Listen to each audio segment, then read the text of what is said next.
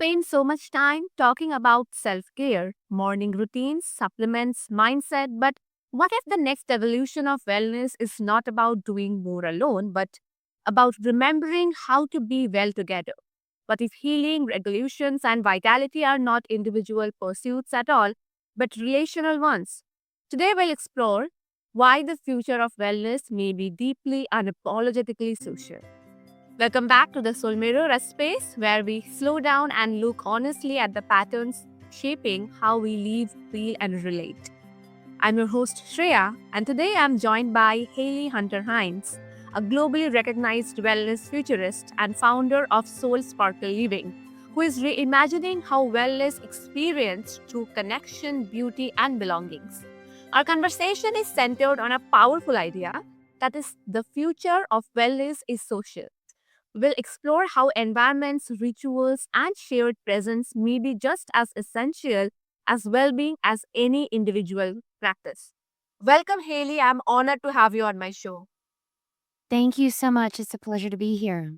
And Haley, before we get into the frameworks and future, was there a moment in your own life or work where you realized that wellness was never meant to be a solo journey?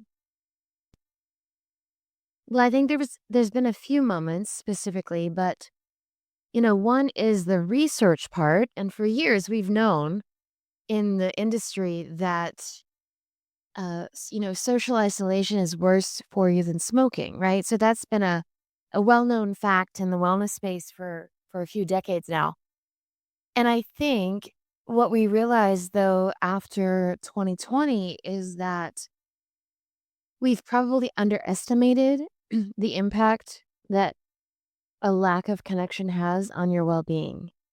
And I feel like more and more people are realizing that it isn't just an individual journey. It's not just about getting up, going to the gym, doing the reps, doing the things. It's how do the connections that we have in our life, the depth of the relationships, how do those connections actually impact our well-being? And are we really thriving if we're just doing all the things that we know to do off the checklist versus spending time with people that we really love in connection and in relationship that is meaningful and that matters. So to me it's a combination of the research that we know to be true and then also just the lived experience that most of us have gone through the last several years and the reality that we're not thriving no matter how much green juice we drink. And that to me is the shift that's happening right now.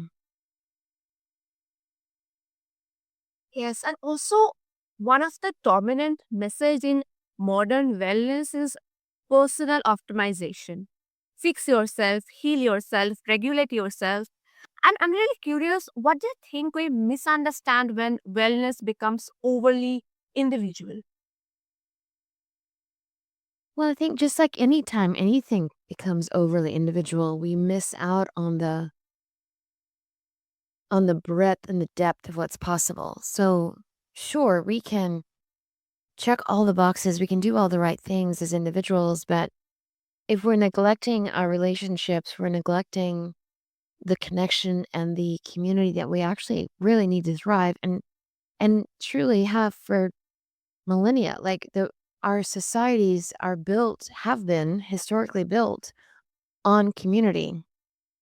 And we have underestimated, I think, the impact that those relationships have had, the impact that it has on our health, on our nervous system. And it's almost as if there's only so much we can do as individuals. Like we can go so far, but when we're not around other people or we're not given the opportunity to co-regulate or connect, we miss out on a depth of healing and possibility that we might not even realize. So I think that's the main thing is that we can do all the right things on our own, but we can only get to a certain level and a certain layer without other people in our lives. Yes.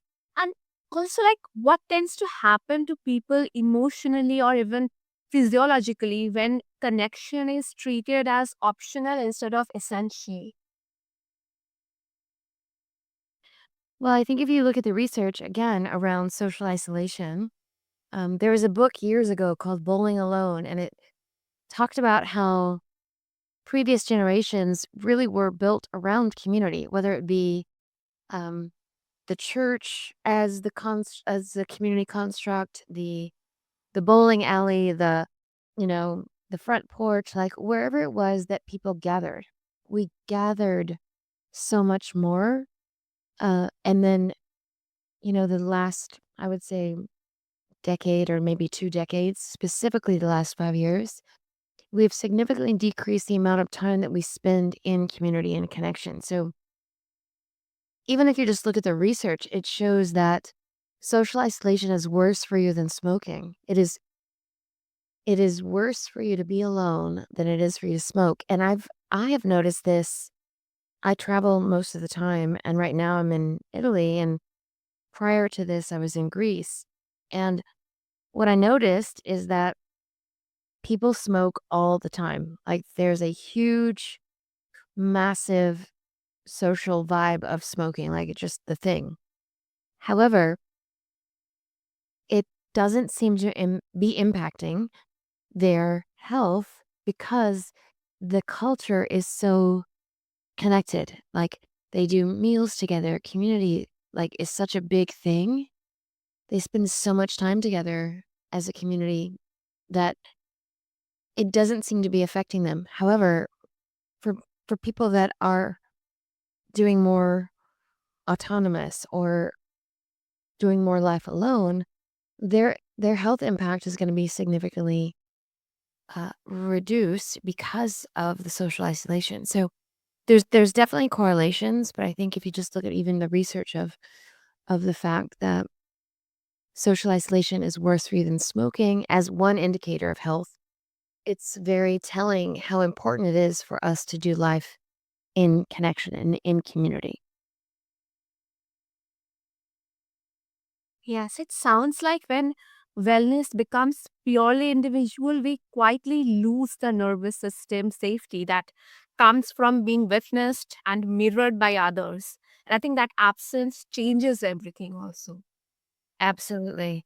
Well, we regulate each other, especially if you're not in like intimate relationships, but you have friendships and family connections. We do need each other to regulate our nervous system. And yeah, for those that live alone, that don't have any depth of relationships or connection or community, they're at much higher risk. So it just makes sense that this is the path forward. And how can we create healthier ways of doing life together that will definitely impact in a positive way our lifespan and our overall well-being? Yes. And also, from your perspective as a wellness futurist, what cultural or systemic patterns lead us to separate wellness from community in the first place? Well, I think based on the cultural norms or the societal norms, depending on where you live, you know, I'm going to use Americans as an example just because that's my experience, but you're taught to grow up, go to school, get a good job, you leave, you get married, you build a family, you do the thing. So we're taught from an early age that independence is success. Like that's how you identify that you're doing it right, is that you can get up and move away and manage your life on your own. And historically, that's just not been the actual reality for so many other cultures. And so, what we've done is set up younger people for this expectation that you should get up and go and be on your own and make it happen and do all the things, where typically people with the highest probably lifespan and well-being scores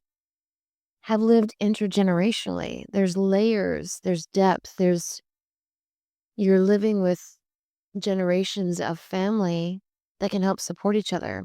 And when we start to isolate ourselves thinking that's independence and that's success, and then it doesn't work out, or for whatever reason, things need to shift, that becomes a real issue because then people think, well, I must have failed. I've not done the right thing, and failure to launch, if you will. And that's not always the case.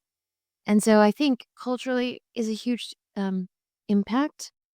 And the expectations that we set on young people is pretty significant depending on where you are in the world. And it may or may not be the right, um, we may or may not be sending the right message. Yeah. And also, how do you see this disconnection showing up beneath the surface, even in high performing or highly resourced environments?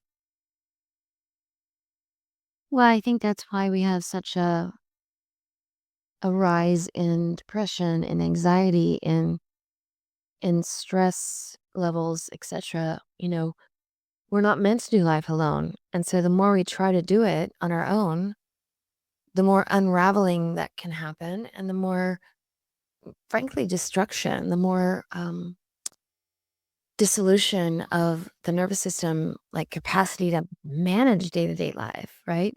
So I would say it shows up in the overall well-being of a population. I would say it also shows up in the overall happiness, right? So are those people that have done the thing that they thought they were supposed to do? They've grown up, they've gone to school, they've gotten the job, they've moved away. Are they really happy? Are they really, really happy? And I think asking that question, they may look happy from the outside, but are they truly deeply happy? And I would say a lot of them probably are not overall. Yes, I think there is something profound in what you are naming. Like, even in spaces designed for success or luxury, there can be a deep absence of belonging. Absolutely. And at the end of the day, that's what we all long for is love and belonging. We want to feel loved and connected and seen and known and understood. And when we don't, we're not actually thriving.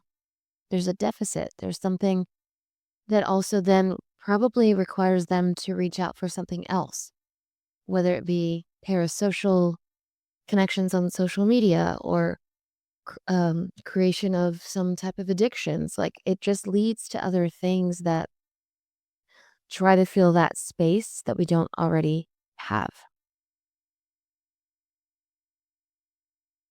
Yes, and also, what do you notice in people who are doing all the right wellness things but still feel depleted or disconnected? Well, I think people try to reach out on some levels, some people, and some just kind of give up, right? Like they just decide, I'm just going to be a loner. I'm going to do life by myself. But I see people trying to reach out online. I see them trying to connect in person. And for those that are listening that are in a situation that they feel disconnected, they would ideally be able to meet other like-minded people, whether it's in a social group or a, art or creative kind of way. I think people are trying to find their tribe. They're trying to find their community.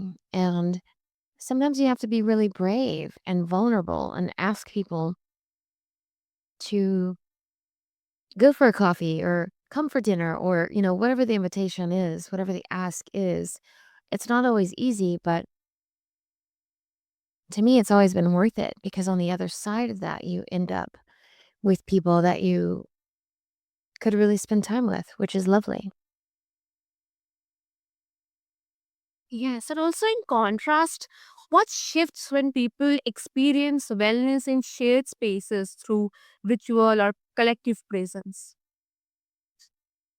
Well, I think there's a relaxation of the nervous system. There's a peace and a calm that happens when you're able to really get to the root of belonging and feel like you're part of something.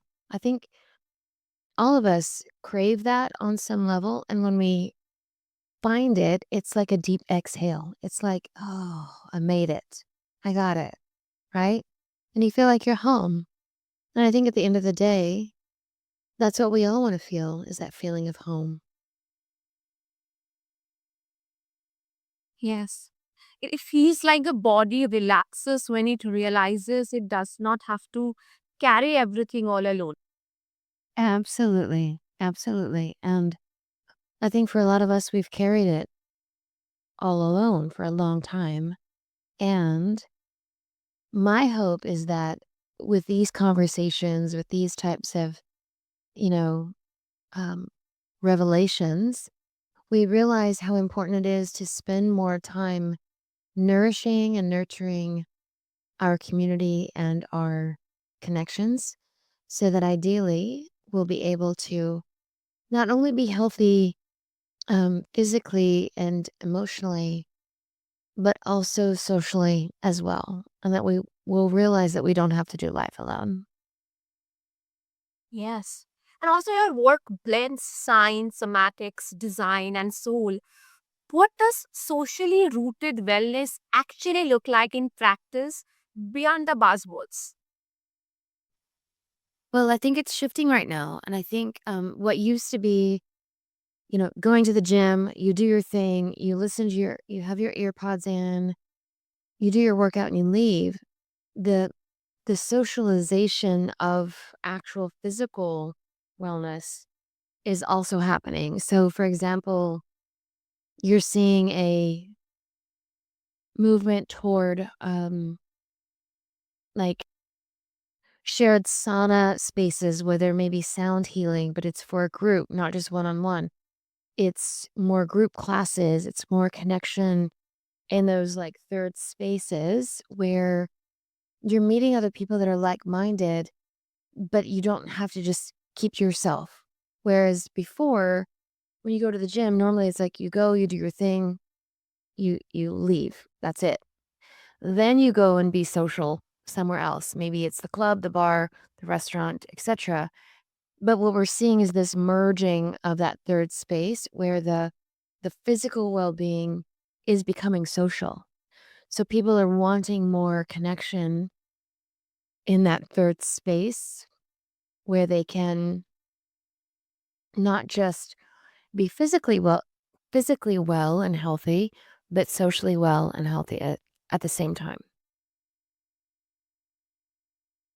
Yeah, I think that feels very grounding, like wellness, something we practice through how we gather and not just how we self regulate. And Right. also, change is not always comfortable. So, what resistance do you notice personally or culturally when people are invited to move from self focused wellness into shared experience? Well, I think it's depending on your personality type. Like we've got a lot of so for example, there's a lot of extroverts that are like, this is great. I love this idea. I can be chatty, chatty, chatty at the gym or at the club or whatever. We also have the introverts that are still very much more comfortable going and doing their isolated experience and leaving and not talking to anyone. And I definitely understand that perspective as well. So, I think it's honoring people where they are and giving them options and choices so that whatever feels the most available for them is what they're able to experience. So it's kind of a choose your own adventure type situation versus forced interaction or um, m- making people feel bad or guilty or shamed for not participating, if that makes sense. So I think it's creating an environment for the socialization, for the connection to happen, and then inviting people into it in a way that feels spacious and available, but not required. Yeah, I think that distinction feels really important, like presence instead of productivity, belonging instead of branding, and like also like for my listeners, like for anyone who's listening and who feels lonely and even while bring all the inner work. I want to ask you this question. Where in your life are you craving to be seen and not improved?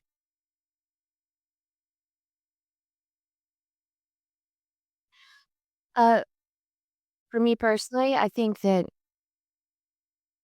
anytime that you can feel seen and not judged, not shamed, not obligated, feels so much more spacious. So it's like an invitation without expectation. And that always feels good, I think, to all of us. So I would say anywhere that you can create that type of experience and really being okay. For example, if you are trying to connect or trying to build community and you're making an ask, a vulnerable ask, but you're not attached to the outcome, that to me is winning because that's where you know that you're putting yourself out there in a way that might feel vulnerable, but giving people the option to opt in or opt out without you feeling connected to that outcome is a really beautiful place of liberation. Yeah, that is really beautiful. And thank you for sharing this with our audience. And Haley, for my listeners who want to explore your work, your spaces, your philosophy more deeply, where can they find you? So the best places are my online home, if you will, the soulsparkleliving.com. And then also anywhere on social media, I'm either Soul Sparkle Living or by full name, Hayley Hunter Hines, and they can find me and follow me there. Yes, and I will make sure to attach all these details and links below so that the listeners can find them easily and get in touch with you. And for my listeners, thank you for spending this time with us on the Soviet. If this conversation starts something in you, sit with it. Notice who you feel drawn to connect with you next. Until we meet again, may your well being be shaped not just by what you do alone, but by how deeply you allow yourself to belong. And do not forget to hit the follow button, subscribe, and also feel free to share your thoughts because your ears deserve premium content. Thank you.